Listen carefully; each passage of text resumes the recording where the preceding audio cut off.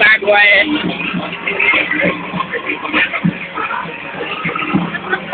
จัดไปขอได้หนักขอได้หนัก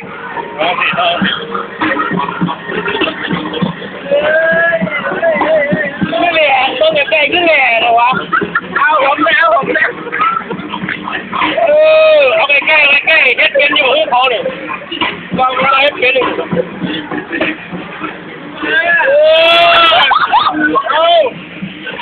เดี๋ยวพี่ยังเมียอยู่ไหนเมียอยู่อากาศนะ